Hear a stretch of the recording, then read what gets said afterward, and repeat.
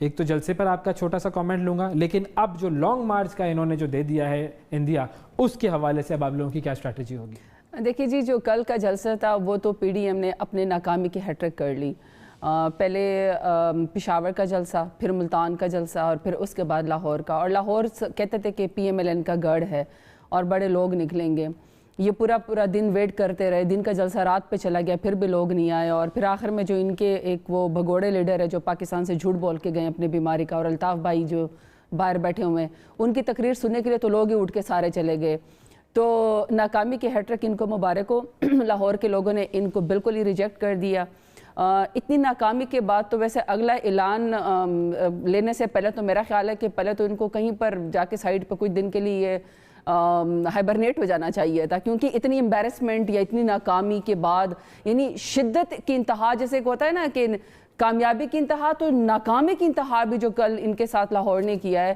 ویسے hats off to the Lahore کہ انہوں نے اس قدر اپنے ضمیر کا ثبوت دیا کہ انہوں نے اینٹی پاکستان کرپشن کا آئیڈیا اور ابو بچاؤ تحریک انہوں نے ریجیکٹ کر دی ہے۔ اب جو وہ اگلے مرحلے کا اعلان انہوں نے کر دیا ہے فضل الرحمان صاحب نے، اور فضل الرحمان صاحب نے تو اپنی اسٹریٹ پاور کچھ عرصہ پہلے دکھا بھی دی تھی۔ ادھر اسلام آباد آ کے بیٹھ گئے تھے وہ۔ شفا وہ یہ نا کہ تاریخ پہ تاریخ، کتنی بھی تاریخیں دے دیں گے، آخر کار ان کو 2023 کا ہی ویٹ کرنا پڑے گا، اور 2023 میں بھی ان کو شیروانی پہننے نصیب نہیں ہوگا۔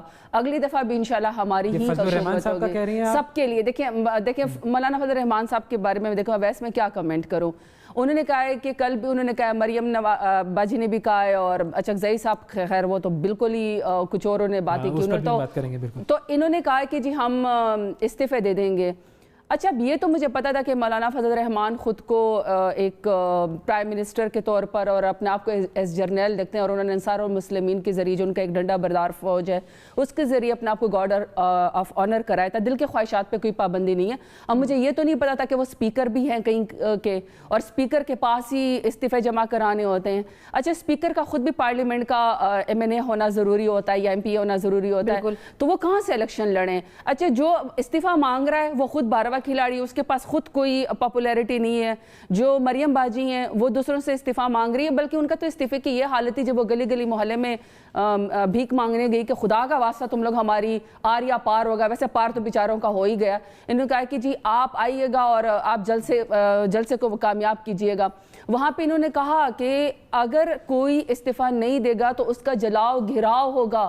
انہوں نے خود اپنے کارکنوں کو انہوں نے اپنے سپیچز میں کہا۔ اچھا اس کے باوجود بھی ان کے ایم پی اے اور ایم این اے صاحبان نہیں نکلے۔ اب کل تو ان کا وہ جلسہ نظر آ گیا کہ بھائی بہت زیادہ کامیاب جلسہ، اس کو نہیں کہیں گے بس ٹھیک ہے مناسب تھا۔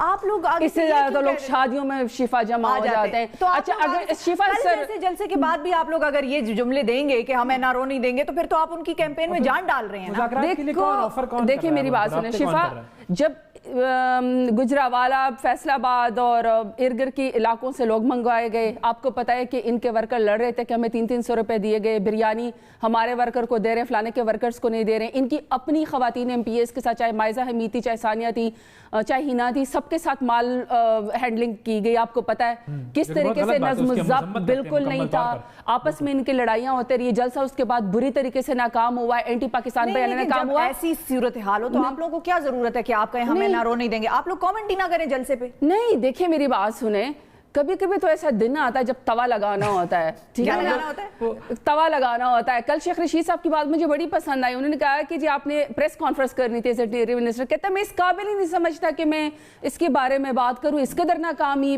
پی ڈی ایم کو۔ تو ہم نے کیا چلیں یہ انٹرسٹنگ ہے، شیخ رشید صاحب کی آپ نے بات کر دی ہے۔ اگر ان کی اتنی بے جان قسم کی موومنٹ چل رہی ہے تو یہ جو تبدیلیاں ہوئی ہیں کیبنٹ میں، خاص طور پہ یہ انٹیریئر کو وہاں سے یہاں اور یہاں سے وہاں، اس کی کیا وجہ ہے؟ لوگ تو یہ سمجھ رہے ہیں کہ وہ شاید ہینڈلنگ نہیں تھی اعجاز شاہ صاحب کی اور شیخ رشید کا۔ ایسا نہیں، دیکھیے اعجاز شاہ تو خود بہت ہی وائز مین ہے، بڑا ان کا ایکسپیرینس ہے، اور وہ اس وقت نارکوٹکس کے اندر گئے۔ دیکھیے انٹیریئر میں خود بڑوں کی بات چیت ہوئی ہوگی، لیکن اگر گورنمنٹ تبدیل نہیں ہوئی، آپ کا کام صحیح تھا، وہ آپ تبدیل نہیں ہوئی جس کا کام، ہم تو یہ سمجھتے ہیں کہ جس کا کام صحیح ہے مجھے کہتے ہیں کہ اگر مجھے لگے گا ایک بندہ وہاں ٹھیک نہیں ہے یہاں ٹھیک ہے تو میں بدل دوں گا۔ شفا مجھے تو یہ پتا ہے کہ اگر گورنمنٹ اچھا کام کر رہی ہے تو اس کی وجہ سے کل شیلا رضا صاحبہ نے خدا کا خوف کرے رضوی صاحب کے جنازے کی تصویر ٹویٹ کر دی کہ یہ ہمارا جلسہ ہے۔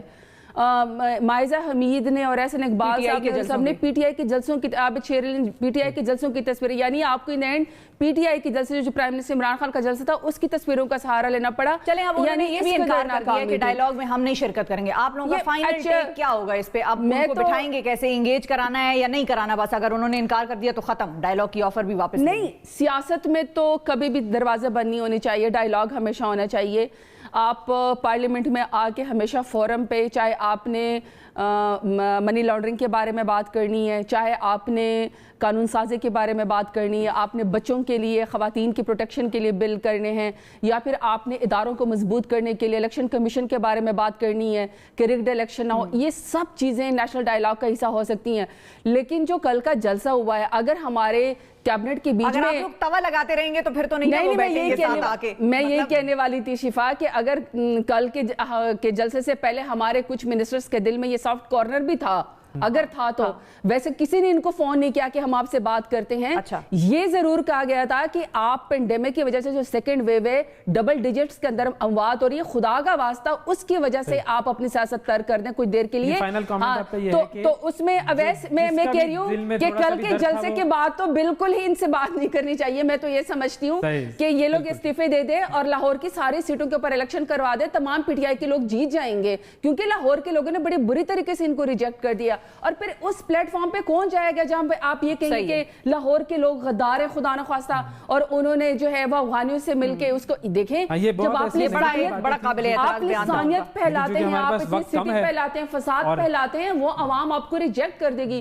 تو کتنے لانگ مارچ، تو تاریخ پہ تاریخ 2023 کیا اگلی دفعہ بھی شیروانیاں سائیڈ پہ رکھ دیں، یعنی کہ طے یہ ہوا کہ اب حکومت کی طرف سے جو ہے وہ زرتاج گل صاحبہ کے کہنے کے مطابق کہ اب ذرا سا بھی جو سافٹ کارنر تھا اور مذاکرات کی امید تھی وہ اب ختم کر دینی چاہیے حکومت کو. بہت شکریہ ادا. یہ میرا مشورہ ہے. یہ آپ کا مشورہ ہے، بالکل یہ آپ کا مشورہ ہے، یہ آفیشیل سٹانس نہیں ہے ابھی. بہت شکریہ ادا کریں.